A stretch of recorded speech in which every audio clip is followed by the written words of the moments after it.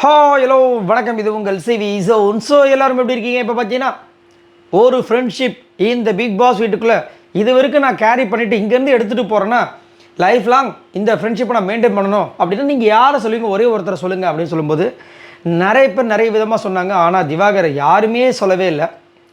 ரொம்ப வருத்தமாக இருந்துச்சு. ரைட், அதே மாதிரி கலையும் யாருமே சொல்லலைன்னு நினைக்கிறேன். ரொம்ப கஷ்டமாக இருந்தது. கலை கூட வந்து முன்னாடியே போயிட்டார். பட் திவாகர் ரொம்ப நாள் வந்தார். அவரை வச்சு நிறைய பேர் சிரிச்சிருக்காங்க அந்த ஒரு விஷயத்துக்காக. ஏன்னா ஒரு சில பேரை வந்துட்டு நான் அவங்க கூட நட்பாக இருப்பேன், இங்கே எல்லாருமே வந்துட்டு எல்லாருக்கும் நட்பாக இருக்க போகிறன்றதை சொல்லிட்டாங்க. பட் இருந்தாலும் ஒருத்தரை சொல்லணும் அப்படின்னா அவங்க வந்து அங்கே சந்தோஷப்படுவாங்கள்ல, அந்த சந்தோஷத்தை யாராவது ஒருத்தர் வந்து திவாகர் கொடுத்துருக்கலாம். அதே மாதிரி ஆனால் அவங்க, அதாவது கலையும் திவாகரும் வந்துட்டு விஜய் பார்வதி கொடுத்தாங்க பாருங்கள், நினைவு கொடுத்தாங்க பாருங்கள், அது ரொம்ப அழகாக இருந்தது. ஸோ இப்போ வந்து சாண்ட்ரா வந்துட்டு விஜய் பார்வதியை பற்றி பேசின விஷயங்கள் பயங்கரமாக ஷாக்கிங்காக இருந்தது.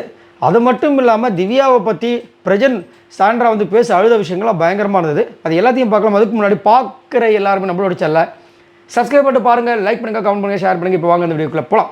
ஸோ சாண்ட்ரா வந்துட்டு என்ன சொன்னாங்கன்னா, லைஃப் லாங் ஃப்ரெண்டு எனக்கு வந்து பிரஜன் தான் ஃபஸ்ட்டு. அதுக்கப்புறம் வந்து திவ்யா தான் எனக்கு நல்ல ஒரு பாண்டிங்கில் இருந்தால் ஃப்ரெண்ட்ஷிப்பாக. அடுத்தது பார்த்தீங்கன்னா பாரு வந்து எனக்கு ரொம்ப நல்ல ஒரு ஃப்ரெண்டாக நிறைய விஷயம் நாங்கள் 2 பேரும் ஷேர் பண்ணியிருக்கோம்.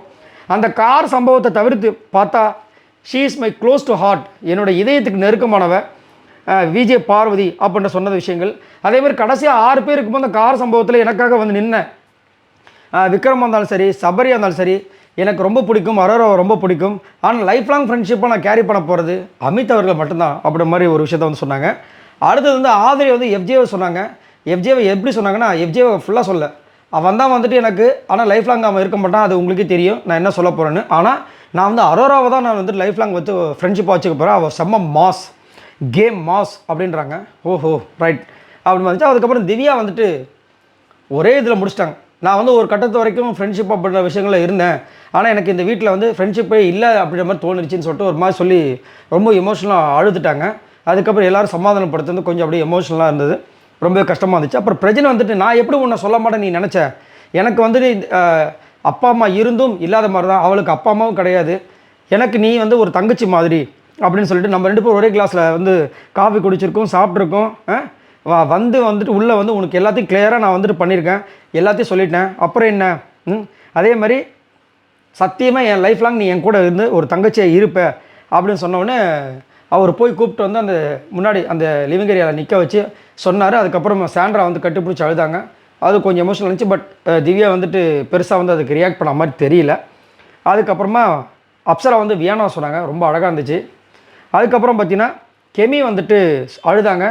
எனக்கு வந்து யாரெல்லாம் க்ளோஸாக இருக்காங்களோ அவங்களே என்னை விட்டு போயிடுவாங்க, அதனால் நான் மேக்ஸிமம் க்ளோஸாக இருக்க மாட்டேன். ஆனால் எனக்கு வந்து இப்போ வந்து சபரியை ரொம்ப பிடிக்கும் அப்படின்ற மாதிரி சொல்லி சபரியை சொன்னாங்க. லாஸ்ட்டாக பார்த்தீங்கன்னா ரம்யா வந்துட்டு கனியை அவங்கள வந்து சொன்னாங்க. கனி வந்து எனக்கு ஒரு அக்காவுக்கு அக்காவா, அம்மாவுக்கு அம்மாவா, அப்பாவுக்கு அப்பாவா, ஆயாவுக்கு ஆயாவான்ட்டாங்க. அது கொஞ்சம் ஃபன்னியாக இருந்துச்சு. பட் இருந்தாலும் அவங்க அங்கே வந்து அந்த ஷேர் பண்ண மூமெண்ட் சூப்பராக இருந்தது. எல்லோரும் எமோஷனலாக இருந்தாங்க, ரொம்ப அழகாக இருந்துச்சு. ஸோ யாரெல்லாம் பார்த்து இந்த டாஸ்க்கை ரசிச்சிங்க அப்படின்னு தான் சொல்லுங்கள். நீங்கள் இந்த டைம் யாரை மிஸ் பண்ணுறீங்க அப்படின்னு தான் சொல்லுங்கள். நீங்கள் இந்த சீசன் 9 முடியும் போது எனக்கு இவங்க தாங்க அப்படின்னு நீங்கள் யாரை சொல்லுவீங்க? மறக்காமல் கமெண்ட்ஸ் பண்ணுங்கள். பாய் நண்பர்கள்.